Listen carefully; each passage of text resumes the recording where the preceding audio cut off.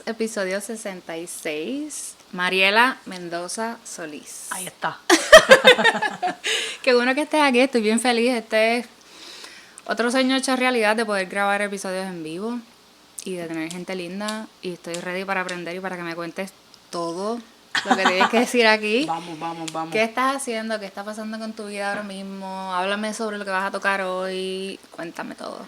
Pues mira, hoy es un día que pues domingo, tranquilo en la mañana, pero nada, trabajo en la noche, así que hoy estaremos en el Boricua con Son del Batey a las 6 de la tarde, así que eso va a ser ahí un curete con Manuel Kenderich, Tato Torres y Omar Sánchez Pipo, mi mentor de bomba, ¿verdad? Una persona a quien le debo mucho. Y hoy en día, ¿en dónde está parada hoy Mariela Mendoza? Pues está parada en un lugar en donde, gracias al universo, tengo mucho trabajo, en un proceso de crecimiento también, de aprendizaje, de explorar cosas nuevas, un proceso de sanación que lleva ya consumiéndose firmemente por 2 años y medio, rodeada de gente maravillosa que nada, me ha traído muchos cambios positivos y cositas nuevas y nada, trabajando cositas nuevas, picando de aquí a allá y nada, en ese proceso de florecer, como quien dice. Habla sobre proceso de sanación. ¿Qué pasó? ¿A qué te refieres con eso? ¿Es simplemente una decisión o un momento de transición? Han habido muchos procesos de transición, especialmente estos últimos 2 años, año y medio, han sido procesos que han sido candela emocionalmente de crecimiento, reconocimiento, desaprender para volver a aprender. Y si vino con un proceso en donde pues en mi familia tengo la dicha de venir de una familia, ¿verdad? De un padre y una madre que después en el proceso, ¿verdad? Pasaron ciertas cosas pues necesariamente no tan positivas, en donde pues en mi caso pues yo no tengo una relación muy cercana con mi papá pues debido a esos procesos. Y a raíz del divorcio de mis padres, que fue para María caótico, pues empezó como un proceso de más caos todavía, que después vino la pandemia y lo convirtió más en caos y iban a venir grandes proyectos que tuvieron que cesar, unos se dieron después con tiempo, otros no. Y eso pues volvió y trajo una depresión que nada, que una vez yo estuve en un proceso depresivo ya para el 2009-2010, cuando tomé la decisión de dejar de bailar.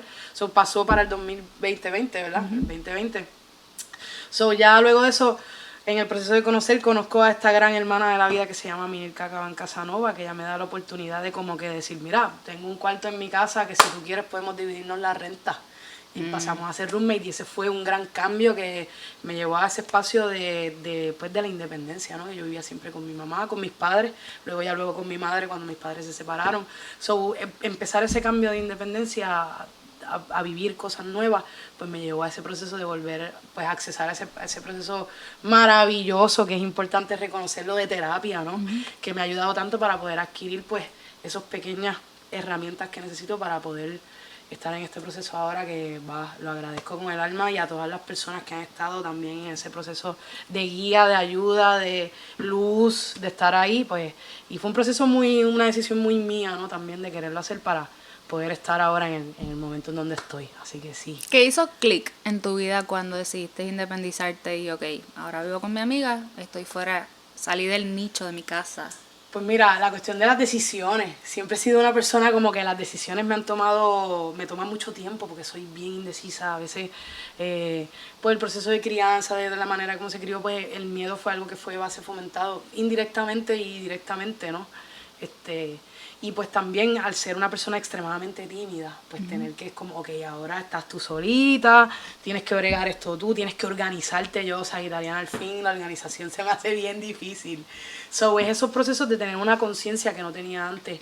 Y eso pues ayuda también a crear ciertas rutinas distintas y también tener el espacio, ¿no? Tener tu propio espacio, que no es el espacio de tu mamá, que está tu hermano, o ese espacio que tú respetas, tener un propio espacio propio, ¿no? Que aunque sí vivo con una housemate en donde respetamos ambos nuestro espacio, pues sigue siendo un espacio no propio que puedes explorar otras cosas, tomar otras decisiones. Así que ha sido ese momento de clic, de poder empoderarme un poco de lo que es mi camino y poder yo tomar esas decisiones mismas propias, ¿verdad? Escuchando consejos, pero sí esa decisión un poco de no sentirme tanto como que estoy en la casa de mi mamá, o esa regla que es como, pues no, sí, yo soy mayor y tengo, pero pues ese respeto a poder crear ese espacio propio mío, o sea, con mis propias decisiones, sobre ese momento de clic, yo creo que vino ahí, en ese proceso de ok, ahora eres tú contigo misma, amor propio para ti, para estar bien contigo y para estar bien con los tuyos también, así que pues viene de ahí un poco. Hablas de que el proceso de la organización es algo que te costaba. Sí. ¿Cómo has transicionado en esa área? ¿Qué herramientas estás utilizando? ¿Qué haces para sentirte bien, sentirte cómoda y cumplir con todos tus compromisos musicales?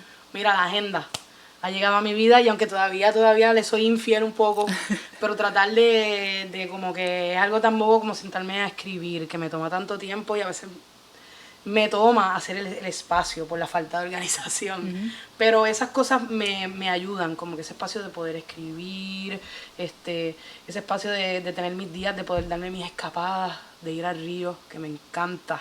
El río es como ese lugar sagrado, ¿no? Que puedo también poner todos mis pensamientos como en uno, ¿no? Y también me he refugiado, ahora estoy en un proceso ahora de refugiarme nuevamente en el ejercicio, que me ayuda mucho a mi proceso ansioso. Que crea también esa disciplina, porque hay cosas que uno va para, ¿verdad? Que por lo menos en mi caso, a mí me gusta asociar ciertas cosas que me van creando la disciplina, que a veces como que me cuesta un poco.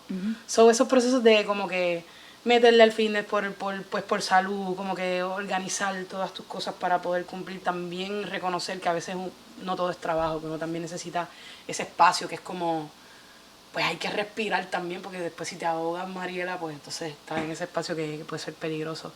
So, es más o menos, ¿verdad? En mi caso, explicando esas pequeñas cositas que me ayudan, la agenda, poder escribir un poco. Si me voy por la borda, porque, ok, analízate, vamos a evaluar qué fue lo que pasó, dónde fue que te fuiste por el risco y ahora estás como viva pero un poquito adolorida. Y una pregunta, a nosotros como individuos nos toma tiempo, quizás más de lo que debiese, entender que hay que pausar y reflexionar. Sí. ¿Qué pasó? ¿Qué me llevó hasta aquí? ¿Qué herramienta voy a hacer para yo misma, como tú dices, pasarme la mano, ponerme derecita y seguir adelante? ¿Cuándo tú entendiste? ¿Cuándo lo aprendiste? Todos los días nutres que necesitas esa pausa para reflexionar y tomar la dirección que te conviene? Porque no todos los días es lo mismo. Es verdad, y no todos los días son los mismos tasks, ¿no? Pero mira, en mi caso este es el ejemplo más fácil que te puedo dar. Tengo un carácter bien fuerte. Soy una persona que tengo un carácter bien fuerte y cuando me molesto de verdad. Sale el monstruo, así mismo como soy, amorosa, así mismo puedo ser. Pero todo el mundo habla sobre lo fabulosa y lo cariñosa y lo sweet que eres. O sea, ¿tú te enojas cuando nadie te ve? ¿O solo pocas personas tienen acceso a ese Solo momento? pocas personas tienen acceso a ese momento, pero sí soy muy visual. Si algo me molesta, se me nota. O sea, por más que he intentado poco a poco con el tiempo, y he mejorado, porque antes era más mecha corta, ahora mi mecha está... Poco a poco he aprendido ese don de la paciencia, que me ha tomado muchos... y también muchos tropiezos y muchos errores para uno también poder reevaluarse. Pero para mí es importante ese proceso de en cuestiones, cuando yo me molesto, pues a veces pasa una de dos cosas, o callo, porque digo, voy a decir lo que voy a decir, si lo digo después me arrepiento, tengo que entonces repensar y reevaluarme. O si he pasado esos momentos de situaciones alcorosas en donde he salido a después y he tenido que decir, la embarraste. O sea, como que se te fue la mano, se te fue... Siempre lo llevo a mi carácter porque llegó un momento que eso era muy común en mí. Esa cuestión de reevaluarme, de sentarme a reevaluar por más difícil que sea, a veces ese proceso, porque es la autoaceptación, o sea, como aceptar, ¿no? Que es como, esto no está bien, esto está mal. Mira, el problema no es esto, el problema es de la forma que nace o sale. O sea, pueden haber otras vertientes de cómo decirlo, cómo actuarlo. Para mí, encontrar esos procesos de calma, paz y poderme reconocer de cuándo puedo estar lista para hablar, cuándo puedo estar lista para poder resolver un problema, cuándo también poder comunicar, que se me ha hecho tan difícil, ese proceso de la importancia de la comunicación y no simplemente dar las cosas por sentado. De repente la ansiedad crea esos escenarios fantásticos o atróficos, catastróficos, que no son reales porque no han sucedido. Es como que estás caminando más arriba de la brecha. O sea, como calma, mujer, estás ya al otro lado de la verja y todavía estás aquí para frente a la verja y ya te estás imaginando la verja. Calma. Sí ha sido ese proceso importante de como reconocerme, porque, mira, tuve esta inquietud con un compañero de trabajo y no estuvo bien, porque esto afectó esto. O tuve esta inquietud con una persona cercana que se pudo haber resuelto antes, porque si hubiera habido mejor comunicación y a lo mejor mi manera de decirlo hubiera sido de una manera un poco no tan agresiva o no tan como dentro de ese proceso de la frustración, o verdad que puede a veces uno cometer errores, pues entonces pues parte de esa autoevaluación para mí. Por eso es que siempre lo adapto mucho a mi carácter, porque mi carácter a veces tiene que ver mucho con muchas otras cosas. Y el asunto de la comunicación y la creatividad, cómo esas dos cosas se han enlazado para que tu proceso siga creciendo, tu camino, o sea, sigas moviéndote constantemente, sigas teniendo acceso, te sigan llamando para trabajar. Uf. Me hablaste de que en este momento estás queriendo retomar cosas que hacías que las habías dejado de un lado. Sí, Háblame sobre eso. como la multipercusión. Y todo es también acostumbrarse, por lo menos en mí, fue ese proceso de como que estar en una zona de confort, ¿no? Y volver a salir un poco, porque tienes que trabajar estas cosas, tienes que volver a trabajar otras cosas. Revisitar también un poco mi pasado desde otra mirada, para poder absorber también y autoevaluar, ¿verdad? Que estamos hablando. Pero también ha sido pues ese proceso un poco de tratar como los géneros de la rumba, que aunque todavía llevo como un bloqueo emocional que solamente está aquí en mi cabeza, porque todo el mundo es como que toca y ya. Pero nada, ese proceso también de conocerme en otro espacio en donde me veo vulnerable otra vez. O sea, y eso me ha venido muy bien.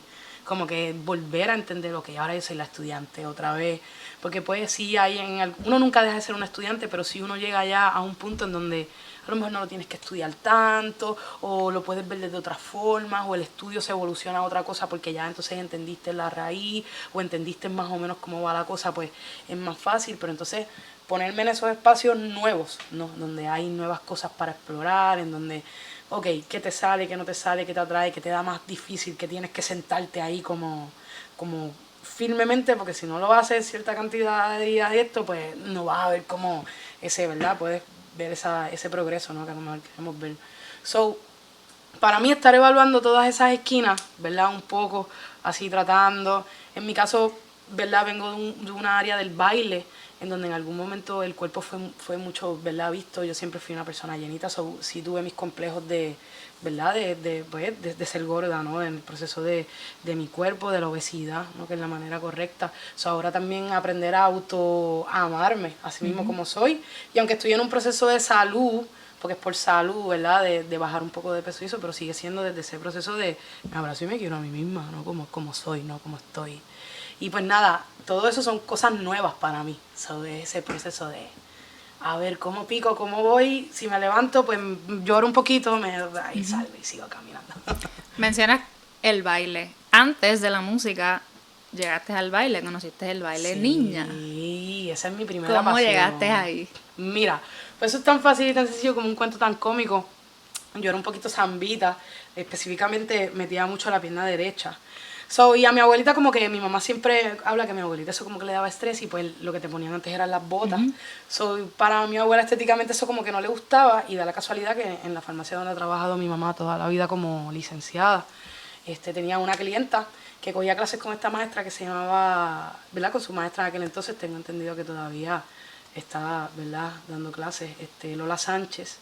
Entonces ella daba clases específicamente de clásicos españoles, y entonces ella daba clases en su casa, pero iba a abrir una escuelita en Alejandrino, en el segundo piso, eso era en Guaynabo.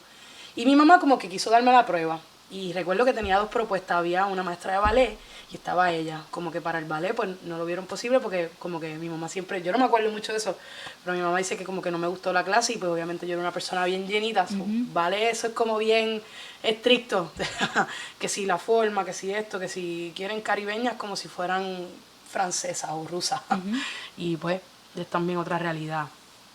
Pues entonces el clásico español fue lo que me gustó, pues entonces ya venía de otro tipo de, ¿verdad? Otro tipo de ramas, pero sí, al ser clásico pues tenía una base de ballet, o hacíamos barra, y entonces ahí yo empecé a los 4 años y medio, 5, a desempeñarme, hasta que llegó un momento que me encantó. Y yo hacía otros deportes porque mi mamá siempre mami siempre nos tenía bien activos a mí y a mi hermano, porque somos dos, mi hermano es menor que yo soy la mayor.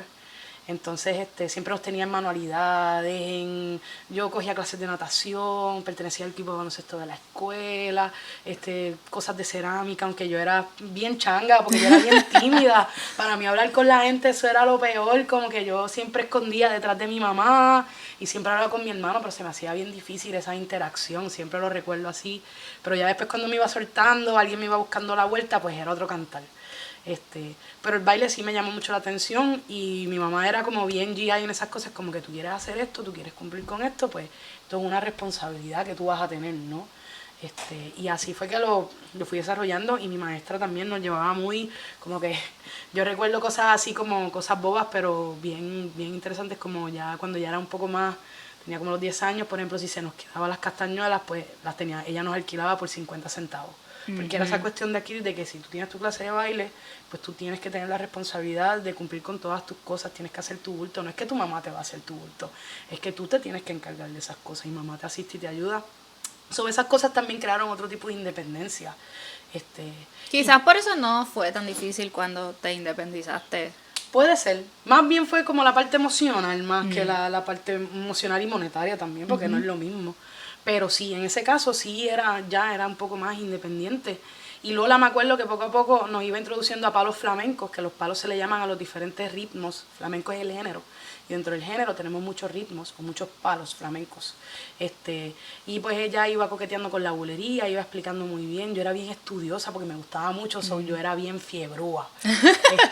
Y en casa yo sí recibí un apoyo mientras no fuera una cuestión de eso era lo que yo quería hacer por vida. Mi papá me acuerdo que me construyó un tablado chiquito para que yo pudiera trabajar. Luego eso se convirtió en un tablado que era un panel de madera con espejos en mi cuarto para yo poder ensayar. Y ya luego de eso, ya cuando yo tenía como 12 años, el flamenco llegó a mi vida y me enamoré. Digo, ese es el amor mío y mi amor prohibido. El cual agradezco a la vida haberlo conocido, porque en verdad eso me abrió las puertas en muchos aspectos, no solamente en el mundo de la danza, sino en el mundo de la música también. Porque mi primer instrumento es la caja, todo el mundo me ve en la bomba porque eso es lo más que hago. Pero gente que, por ejemplo, me conoce de hace 15 años atrás, pues mi base es otra.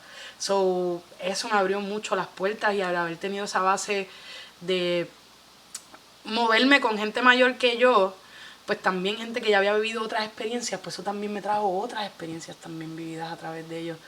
Fue un momento de mucho caos, pero magnífico a la vez. Y nada, el flamenco para mí yo le agradezco la vida, en verdad. Le agradezco muchas cosas. Y fue ese estilo de vida que yo quise optar, porque el flamenco hay que estudiarlo. O sea, es complicado, hay que estudiarlo. Yo me levantaba, comía, desayunaba, soñaba, moría flamenco. Yo era la rara de la escuela que escuchaba esa música rara. No escuchaba reggaetón, no escuchaba música de trío, era como bien... Era esa persona que era como... No era el típico normal. Ajá, era rara, eras un personaje. Hacías cosas que nadie hacía y escuchabas la música que nadie escuchaba y estabas en tu mundo. Y era la que todo el tiempo estaba dando así en el piso, como si estuviera coreografía. La maestra regañaba porque daba debajo con los pies, porque estaba todo el tiempo repasando coreografías en mi cabeza. Era esa persona activa, ¿no? De esa forma. Sí, para mí la danza ese es mi primer amor y he tenido la oportunidad de impartir en varias escuelas. Me acuerdo que Lola Sánchez me dio la oportunidad de impartir, me acuerdo como su asistente en varios, esa fue mis primeras conexiones siendo maestra o asistente de maestra. Luego de eso me dio la oportunidad de cubrir algunos grupos. Esa fue mis primeros pininos como en la enseñanza a base de su guía de enseñanza, que era muy excelente maestra, que reconocí en algunas otras cosas era hardcore, pero en esa como enseñanza, como disciplina, fue una buena guía, un buen camino. Estuve 10 años ahí en su escuela, con las cosas buenas y las cosas malas, porque hubieron cosas malas también, pero agradezco eso, ¿no? El proceso de esa guía de la enseñanza. ¿Y si te apasiona educar? De cierta manera sí. He tratado como que de picharle y siempre digo, bueno, pues me gusta mucho tocar, o sea, tocar, pero sí me apasiona la enseñanza, especialmente si es algo que me gusta, me envuelvo.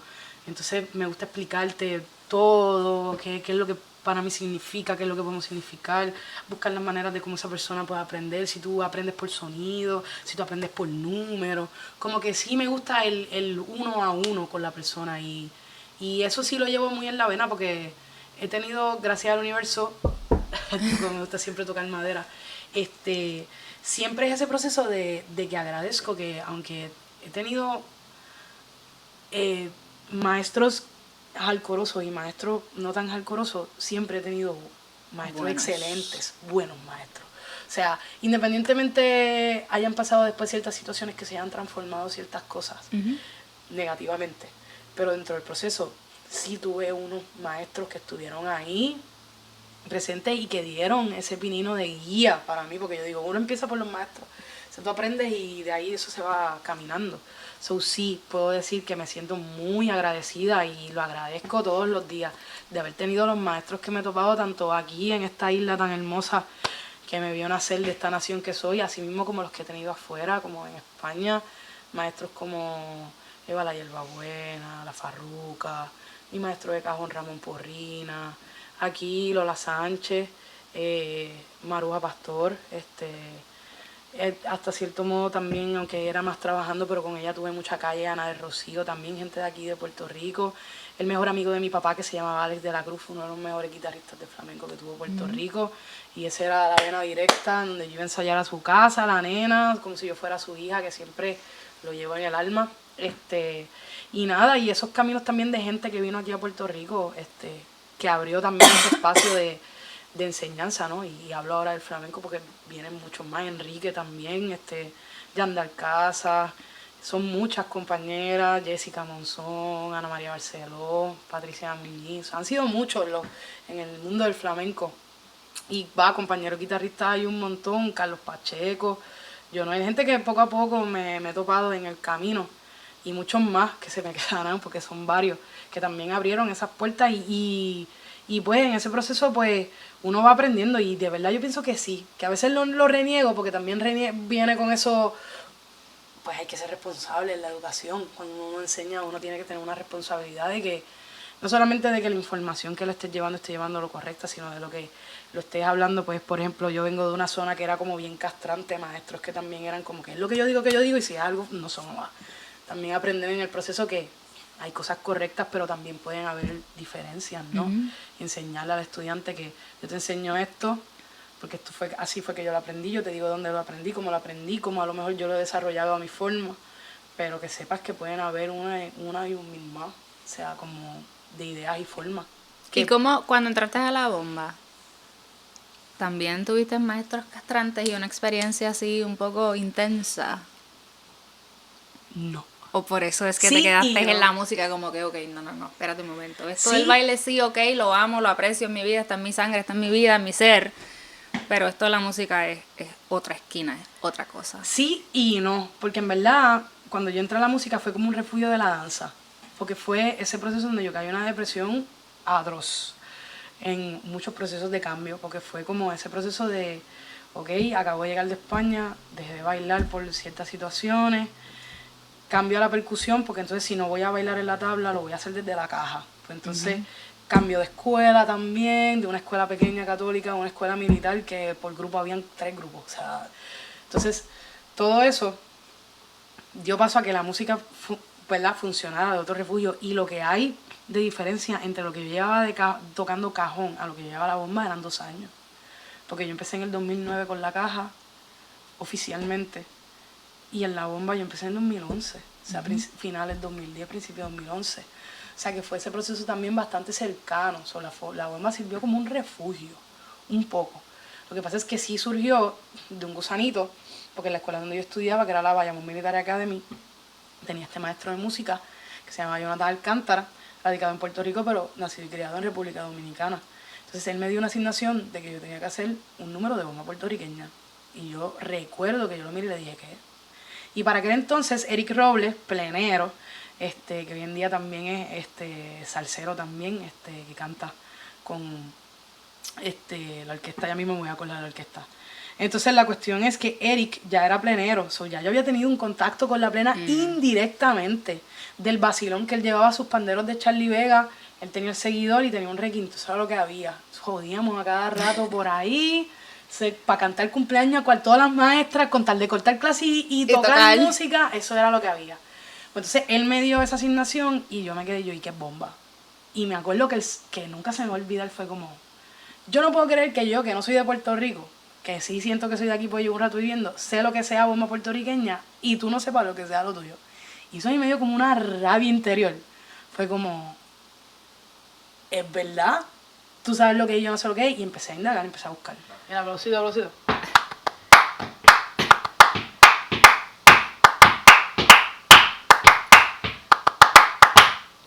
Me encanta. La cámara murió, ahora tenemos un celular. Seguimos Continuamos con la conversación. Estamos aquí gozosos. El maestro te habla sobre la bomba. No tienes idea de lo que te estaba hablando. Estábamos al día. Empezaste a buscar. ¿Qué encontraste? ¿Qué pasó? Pues nada, empecé a buscar. Entonces, a través de Eric conocía a Kikinto y ya conocía al maestro Charlie Vegas, o empezamos a tratar de buscar, reconocer, porque pues esto no lo consigues en una tienda, esto si tú vas a hacer un tambor, pues hay que ir a un artesano. Entonces, poco a poco empecé a buscar nombres. Me acuerdo que llegué, llamé a quien entonces era, si no me equivoco, yo usualmente los confundo, pero entiendo que era José Manueli, de los hermanos Emanueli, ¿no? Ellos son parte, ¿verdad?, fundadores de lo que es en los 90, finales de los 90, 98, 95 se conoce como el bombazo de Puerto Rico, y de ahí sale mucha gente de ahí, ¿no? Y eso también cambia la bomba en otros espacios. ¿Verdad? Los hermanos Emanueli. Y pues él me empezó a hablar que él daba clases, pero que él también construía tambores. Entonces él me recomendó a varios artesanos, me recomendó al maestro Iván Dávila, me recomendó al maestro Papo del Valle. Entonces pues yo empecé a indagar, pero entonces también era la cuestión de cuánto me costaba el instrumento. Yo en aquel entonces hacía mis chavitos, ¿verdad? Porque ya estaba empezando a trabajar poco a poco en los tablaos, me ganaba, pero tampoco no era un ingreso muy grande. ¿Cuánto cuesta un tambor? Pues mira, un tambor para aquellos entonces podía costar de 450 a 500, 550, todo dependía de la afinación, porque si era un tambor de cuña, que es una afinación que literalmente es una cuña de madera, pues conlleva otro tipo de trabajo un poco más costoso. El tambor de torniquete creo que también, o sea, todos tienen un tipo de... Pero yo estaba buscando cáncamo, que es lo que te recomiendo al principio, una afinación más moderna. Entonces, para aquel entonces esos eran los precios. Ya hoy, pues ya, qué sé yo, un tambor del maestro Iván Dávila, pues ya es un maestro, pues puede valer 700 pesos, 800, pues si es de cuña, 1200, por ahí estaban. Un sureño que es más grande, que va acostado, pues puede estar más o menos infligiendo por ahí 1400, 1300. Todo depende del artesano, ¿verdad? Y de lo que él entienda que valga su trabajo. Entonces yo empecé a buscar el nombre, a ver qué era lo que era más factible para mí. Me acuerdo que llamé a Iván Dávila, me dio un precio que para mí en aquello entonces era como que, ay, no me voy a tardar en hacer esto. Me acuerdo que llamé al maestro Papo del Valle, la espera era bien grande, era como de 3 años, o sea, ahí era como mucho tiempo. Y yo decía, pues algo que no tome mucho tiempo, porque pues yo sabía que sí, yo podía estar esperando un año, 6 meses, por la manera en que también se trabaja la construcción del mismo, ¿no? De las duelas, etcétera, etcétera. Y hasta que topé con este ser de luz que lo llevo en mi corazón, ya el maestro Ricky Soler, ¿verdad?, que ya falleció hace un tiempo.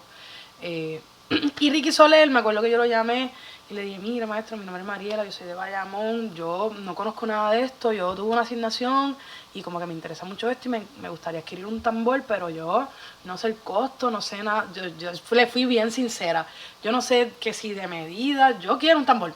Eso era lo único que yo tenía clara, que yo, Mariela, yo decía, quiero un tambor. Ajá. Porque yo quería ver cómo se agarraba por aquí, yo sentía que el toro me tenía así embestida y yo quería agarrarlo por los cuernos.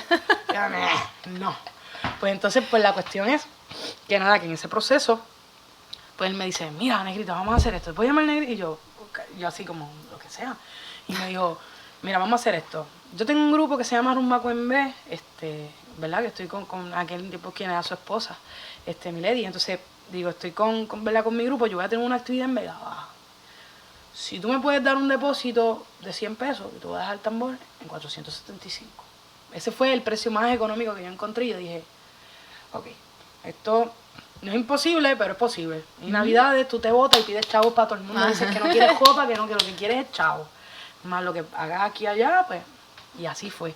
Me acuerdo que fui donde mi papá, así, papi, tengo esto en medio, que si yo le daba 100 pesos, él me empezaba a hacer el tambor. Y tanto estuve ahí hasta que lo convencí. Y él me llevó. Me acuerdo que no estuvimos mucho tiempo. Mi papá y mi mamá no eran muy amantes a la bomba. A mi papá le gustaba mucho la música de trío y eso, pero la bomba y la plena son cosas que yo, fuera del bombazo navideño de Navidades, así mismo como suena, y a lo mejor uno que otro artista que sí tocara esos géneros, pero sin saber, en mi caso sin saber. Y específicamente más la bomba, porque la plena era un poco más conocido, entonces pues la plena viene de Ponce, del barrio de San Antón, las tradicionales, ¿verdad? O las que más se conocen como comparsas, etcétera, etcétera. Pues eso ya era un poco más conocido a mi oído, pero la bomba no. Entonces pues ya entonces ese desarrollo, pues papi me llevó. Y me acuerdo que pudimos ver como el principio y algo más, pero él no se quiso quedar mucho, como ya nos vamos. Y así fue que comenzó todo. Y estuve así, dando mis chavitos poco a poco, hasta que él me lo entregó en enero del 2011. Y entonces nunca se me va a olvidar, en unas fiestas en enero,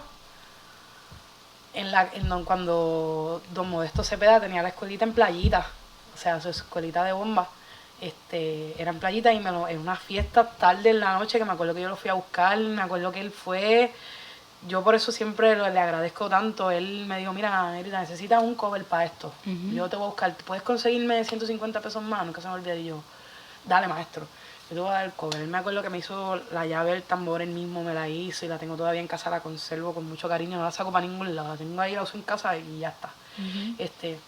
Y él fue, y me acuerdo que siempre me decía, si tú vivieras por aquí, porque él era de Añasco, me dice, si tú vivieras por aquí estarías conmigo. So, él vio antes lo que nadie había visto, porque él fue así conmigo desde el principio y él era un ser maravilloso. Y su compañera también, sus hijos también. Y así fue que yo empecé. Y poco a poco empecé a buscar. Tenía una amiga, Iris, que conocí un poco de bomba porque su papá había tenido unos procesos de un Mario de bomba y ya conocí un poco más del ambiente. Y a través de eso seguir buscando, conocí lo que fue restauración cultural. En aquellos entonces, cuando ellos daban clases en Copi, en la entrada de Piñones, después del Puente de Cangrejo. Entonces, ahí quien lo llevaba a cargo era el doctor Pablo Luis Rivera, junto con Rafael Maya y Junito Febles, maestro. Y también, como desde cero tocaba los viernes en el New York Café y las clases eran los sábados en la mañana, si no me equivoco, creo que eran a las 10 de la mañana. Pues veía caras conocidas que hoy en día tengo la dicha de decir que son compañeros de trabajo, como Grego, a Mauri no recuerdo si lo llegué a ver, pero a Grego sí lo recuerdo vivamente en alguna que otra clase por ahí. Entonces yo iba, como mi mamá trabajaba por los fines de semana, por lo menos los sábados, y mi papá también trabajaba los fines de semana, los sábados, los domingos a veces, todo dependía. Mi papá ha trabajado toda la vida, no sé si aún todavía sigue, pero en una agencia de viaje en el aeropuerto, y mi mamá pues su trabajo de martes a sábado era usualmente. Yo envolví a esta gran amiga que se ha convertido, ella es mi segunda madre, que se llama Iris Soriano. Y yo convencí a Iris para que Iris como que la juquee. Iris se compró un tambor, entonces Iris me llevaba a las clases. Ajá, tenías tu partner. Era mi partner in crime. Entonces Iris allá, que la conocí a través del flamenco, porque ella tomaba clases, en donde yo cogía clases con Lola. Y yo la conocí a través de un verano, que fue el primer verano, un verano de J. Aragonesa, nunca se me va a olvidar. Que yo tuve la oportunidad de ser asistente de mi maestra, y ahí fue que yo conocí ese corillo. Entonces éramos las inseparables. Pero yo era la nena, me carreteaban para todos lados. Y así fue que yo empecé con mis clases y poco a poco indagar. Y me acuerdo que estuve un tiempo cogiendo un semestre y luego eso como que me desaparecía de la bomba, pues por las cuestiones de la transportación, etcétera, etcétera. Y luego más adelante empecé a coger clases con Tata Cepeda a través de quien se convirtió después maestra y luego maestra amiga y Andar Casas. Que entonces Enrique Chávez Pero le decía, bueno, pero tenía estas cuestiones de acércate a la bomba. Entonces así fue que conocimos a Tata Cepeda, que fue mi maestra de danza, a quien yo le debo un montón. Y mi primera interacción con un grupo fue con su grupo Gracima, en donde yo me senté a tocar, y aunque yo cogía clases de baile y me sabía algunas coreografías de ella, no era parte full del ballet, porque también hacíamos cosas de flamenco, de contraste de flamenco. Entonces yo cogí un semestre con Tata y me enamoré de la bomba. A través de eso empecé a conocer más gente, ¿verdad? Y me empecé a desarrollar un poco más en ese camino de la bomba. Pero mis primeros pininos en la bomba, esos fueron las dos, restauración cultural y luego lo que sería ya entonces pues con Tata Cepeda las experiencias. Luego de eso yo tuve un tiempo que como que me semi desaparecía la bomba y nada más practicaba los 5 ritmos que me sabía y la técnica. Y en ese proceso, a través de Rafael Maya, vuelvo a reconectar con él, no sé si es para el 2012, a veces todo pasó tan pegado que a veces esos años como que se me pierden. En unas fiestas de la calle San Sebastián, en un negocio que se llama Aquí se puede, que creo que es esquina de la San Justo con la San Sebastián, todavía existe, Restauración Cultural estaba tocando ahí. Y de la casualidad que volví a reconectar con Rafa, me reconocieron, fue como, ¡ay, qué reencuentro! Ahí sí me acuerdo que estaba Mauri, estaba Junito, estaba Rafa y estaba Marien Torres. Que en aquel entonces pues Marien Torres era la fundadora y creadora de Taller Tambullé y había empezado un proyecto que se llamaba Las Ausubas. Entonces Rafa me conectó con mira, tengo esta amiga que está empezando este proyecto de mujeres, que tengo entendido que las Ausubas nacen a raíz de lo que cuando terminan las Nandí, que es el primer grupo de bomba aquí en Puerto Rico de mujeres, fueron las Nandí, que si no me equivoco la dirección musical de las Nandí la tenía Marilis Ríos, y como que la directora del grupo como tal era Oxil Febre, si no me equivoco. ya mucho más allá, hablando del movimiento primario que se habla de las yayas en Nueva York, ¿verdad? Cuando hablamos de las historias de las mujeres en la bomba, el grupo de las yayas, ya luego las bomberas de la bahía, y ya luego pues va por ahí, ¿no? El movimiento de las mujeres en el tambor. Y siempre hago bien referencia a maestras, a Marilis Ríos y Denise Solís. Esas fueron unas de las que, y Manuela, compañera de Alex Azar Chiaga, que también abrió camino en ese sendero, ¿no? de las mujeres en el tambor. Así que nada, en ese proceso de aprendizaje pues me da la oportunidad de poder después de reconectar con la USUA, y con María empecé a trabajar de otra forma que no había trabajado con Tata, porque yo con Tata también tocábamos en las clases y eso también daba otro tipo de formación, tanto como si querías observar para el tambor primo, que yo en aquel tiempo no lo tenía ni en pensamiento. O sea, yo lo que quería era bulear y tocar cuá y maraca, porque en aquel tiempo te enseñaban que tú tenías que dominar la base antes de llegar al tambor primo. O sea, era una cuestión de niveles, de rangos. niveles, sí, como el proceso. en algún momento fue de jerarquía en su proceso, ¿no?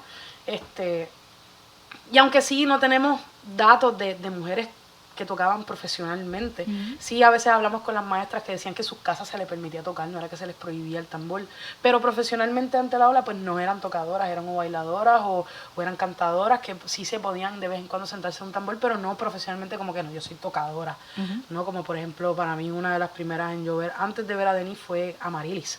A través de Amarilis fue que yo conocí a Denise, que empecé a ver esas figuras, ¿no?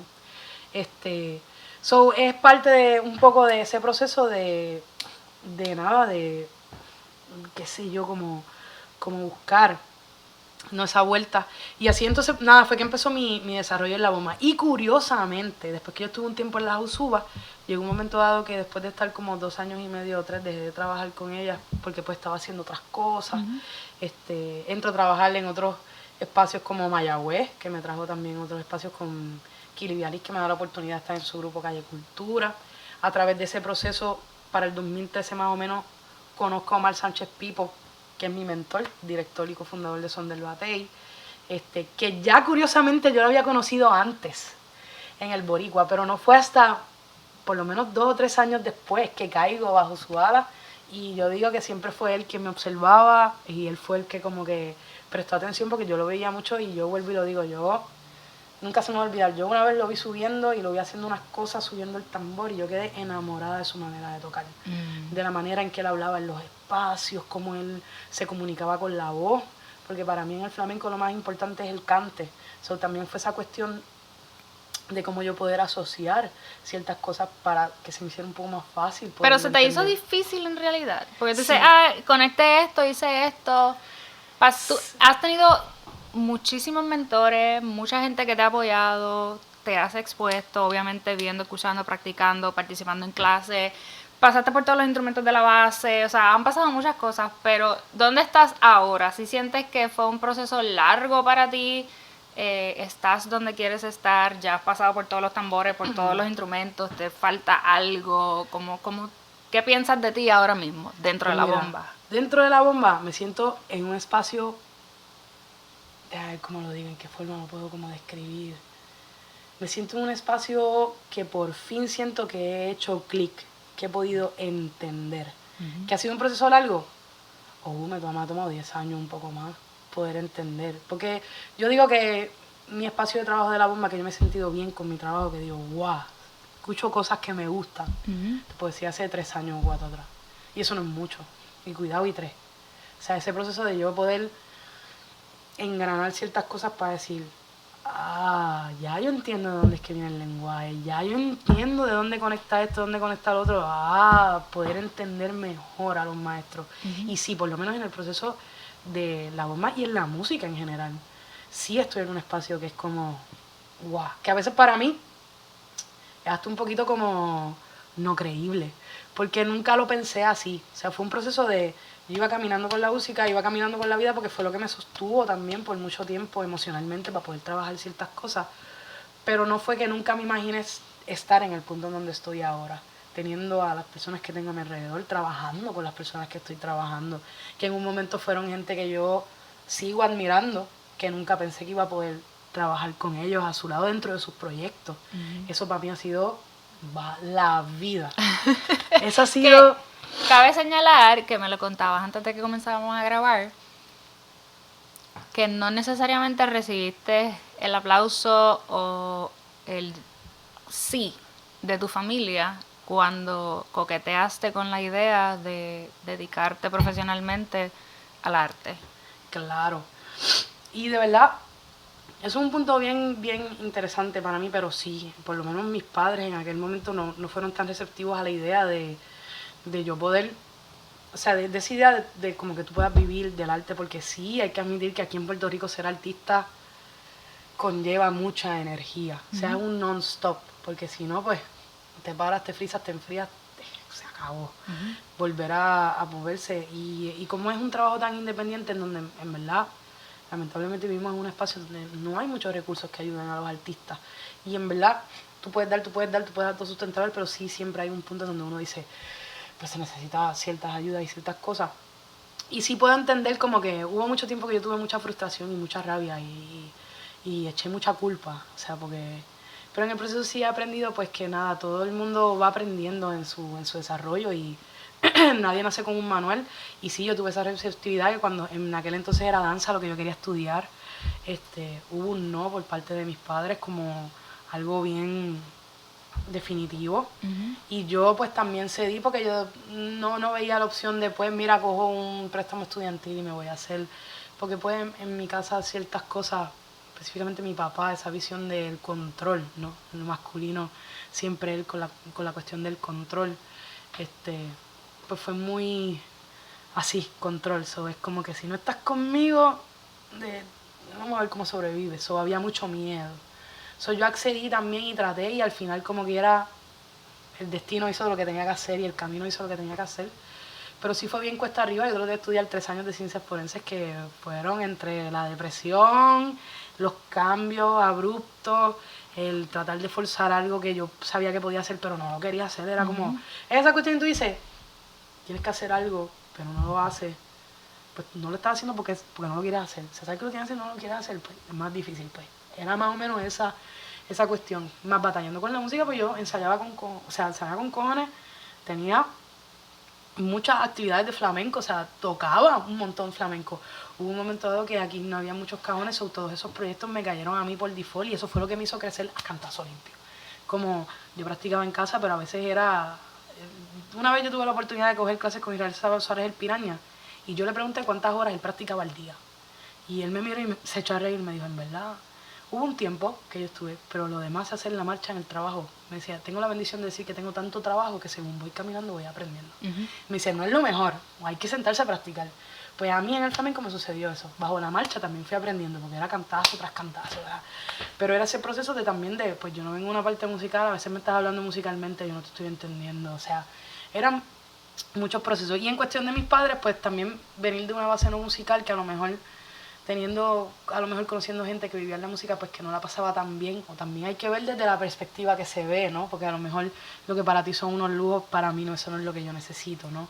Entonces también acoplarme a ese sentido de, pues sí, vengo un poco del ambiente pijo, ¿no? Que vengo un poco de ese ambiente, que en mi casa nunca hemos carecido de nada, es un aire acondicionado en mi cuarto, o sea, en mi casa no era que nos daban las cosas, teníamos que trabajar por lo que queríamos, pero siempre fue esa cuestión de, pues tuve esa bendición, pues mi mamá era como, no, porque si no puedes tener estos gustos, pues ¿cómo tú vas a poner? Y yo, pero sí, eso no es lo que yo quiero.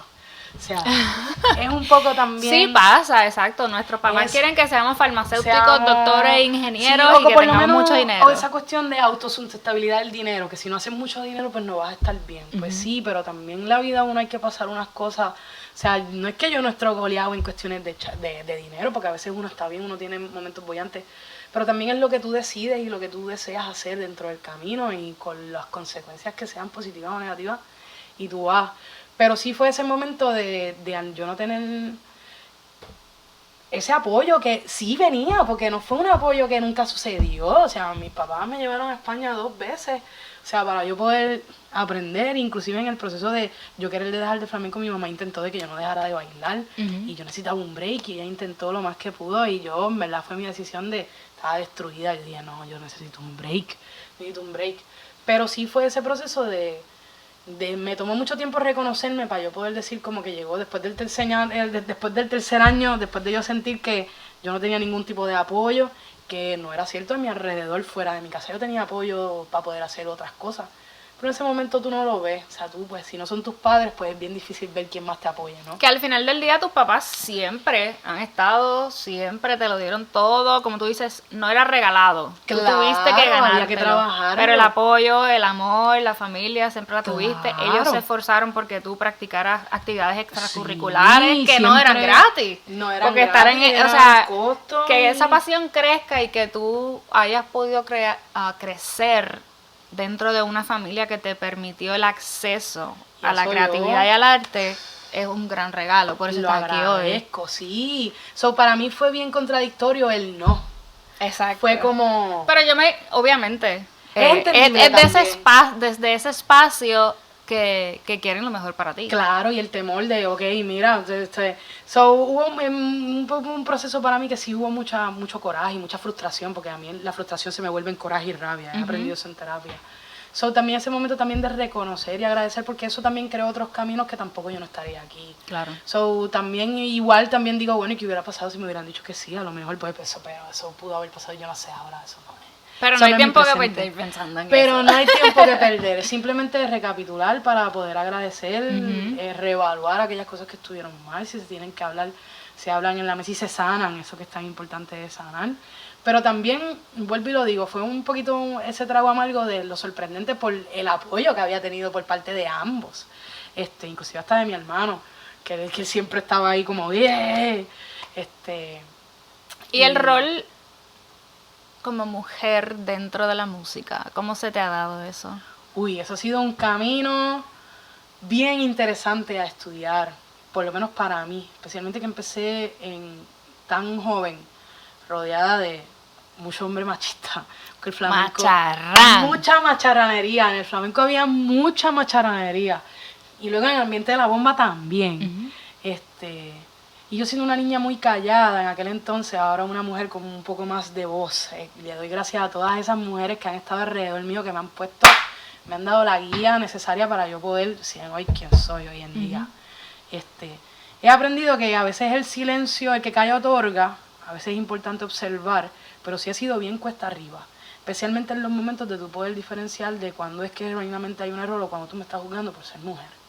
O cuando me estás dando la oportunidad, o en momentos en donde yo he visto que a todo el mundo le pagan más y a mí me pagan más por ser mujer. O sea, me pagan menos, perdón, por ser mujer. En el momento en donde si yo estoy haciendo el mismo trabajo que él, ¿por qué tú me estás pagando menos? O sea, o ese proceso en donde hablar dentro de un proyecto en donde casi todos son, ¿verdad?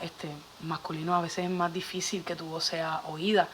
Sí te puedo decir que he tenido la bendición que en el flamenco, aunque he trabajado con hombres, las líderes han sido mujeres. Y en el proceso de la bomba, en sus comienzos también. Fue más en el proceso cuando yo empecé a trabajar con otros grupos en donde ya eran más masculinos. Yo era la única nena. O sea, ya ahí tú ves las diferencias. Por eso para mí el estudiar ha sido tan importante. Conocimiento da poder, pero da también ese estado en donde tú puedes decir, ok, vamos a hablar. O sea, tú vas a hablar, vamos a hablar. Vamos a tocar. O sea, vamos a hacerlo. So, sí ha sido bien difícil, pero también ha sido ese proceso para mí, de evaluarme y decir, no, ok, Mariela, aquí estás mal, pero aquí no estás mal. O sea, tú te paras con mucho respeto y vamos a hablar. O sea, porque esto y lo otro. No, pues esto yo pienso que debe ser así por esto y lo otro. Y poder crear ese tipo de proceso que me ha tomado mucho tiempo, porque también he sido una persona que bregar con, o sea, una persona de baja autoestima, que ahora subiendo un poco ese proceso de autoestima, de empoderamiento, pues me ha ayudado mucho a poder combatir esas áreas, especialmente pues cuando trabajo con personas que llevan mucha más experiencia que tú, caballeros, que tú dices, ok, está bien, yo te respeto por la experiencia y esto, pero esto no es. O sea, entonces ha sido un proceso. Pero si te ha bien funcionado retante. tener tus límites, Sí. tener los parámetros muy claros, saber qué quieres, qué no quieres, qué Sí. vas a hacer, cómo lo vas a Sí. hacer, cuándo lo vas a hacer, cuánto Sí. se supone si que lo te quieres paguen. hacer, si no lo quieres hacer, siempre sí. Ha sido bien importante crear esos límites, que en el pasado muchas veces no estuvieron por falta de experiencia. Y ahora sí los puedo crear. Y puedo crear mis estándares. Y puedo crear, qué sé yo, que mi paga mínima a lo mejor sea esta por mi al revés, por mi experiencia. Y por esto pues yo pienso que esto debe ser lo correcto. Pero pues, lo siento. O sea, como hablar esas cosas claras sin miedo, o sea, con firmeza y con claritud, porque estás clara del material, estás clara de lo que tú puedes dar, hasta dónde tú no puedes dar, dónde tú debes de estar, cuándo debes de reconocerte y decir, mira, yo me encantaría, pero yo pienso que yo no estoy ready para eso, te voy a recomendar a otra persona. O sea, para mí ha sido bien importante eso, crear esos límites, tenerlos claros y aún así a veces tener un poco de temor en la cuestión de hablar, pero sé firme, Mariela, ¿no? Porque eso, la firmeza trae seguridad. Y pues si la embarraste, pues lo reconoces y vas y lo de esto. Pero sí, ha sido bien importante crear esos límites y tenerlos claros en mí misma y valorar mi trabajo y estar clara en mi trabajo, estar clara en mi tela para entonces yo poder, nos presentamos igualitariamente a hablar. Como digo yo, o sea, no uno más que otro. Y eso yo digo, no tiene que ver con que sea el director de un proyecto, pero si vamos a trabajar, una cosa es que quién manda, quién no manda, quién no manda, pero siempre con respeto, todo el mismo ambiente. Eso ¿Cuál es es tu mejor cualidad? Mi mejor cualidad, no sé, mira, me has preguntado algo que me va a poner a pensar aquí un par de segundos. Mi mejor cualidad, no sé, mira, yo soy súper huggable, me gusta. Y aunque antes en el pasado me gustaba hacer un poquito más, yo creo que mi mejor cualidad es mi humildad. Es una cualidad que la tengo, no sé, mucha gente me la resalta. Y a veces yo ni tengo que decir, tú eres una chica bien humilde, eres una chica bien buena, una chica como ese proceso de... Y para mí más que humildad es reconocerse. O sea, reconocer quién está al lado tuyo, reconocer quién está alrededor tuyo y reconocerse también a ti. Y acknowledge el espacio de cada persona y la importancia que pueda tener dentro de ese espacio. So, para mí esa cualidad de, no sé, ese espacio de, más que humildad, es ese espacio de cariño. Una persona muy cariñosa y huggable. ¿Qué cualidad no está al mismo nivel? Mi paciencia. Has mejorado, pero sigues Pero trabajándola. todavía sigo en el struggle de la paciencia y sigo un poco en el struggle de respirarlo. Eso tiene que ver mucho con mi ansiedad, una persona extremadamente ansiosa, ¿no? Y eso a veces hace que todo sea más jumpy. Pero sí esa cualidad de la calma es un espacio que cada vez estoy más cerca, cada vez me acompaña más, pero todavía falta un poquito más de búsqueda y de zen para poder llevar ese espacio más vivo. Ahí, es claro. Algo que tienes claro, es algo que reconoces, es algo que entiendes y es algo que estás trabajando. Sí, así eso que, es así. y yo creo que, como mencionaba, siempre vamos a ser estudiantes toda la vida, así que estamos bregando con la paciencia y la calma y la ansiedad y todo, todos los días de nuestras vidas. Y también hay muchos procesos y cosas que van a surgir a lo largo de la vida y del camino que van a ponernos a prueba. Bah, sí. Esa paciencia. Junto con otras cosas también, pero... Me gusta. Si fueras a completar la frase no basta con, ¿qué dirías? No basta con soñar. Soñar es importante, pero no basta con soñar. Hay que hacer.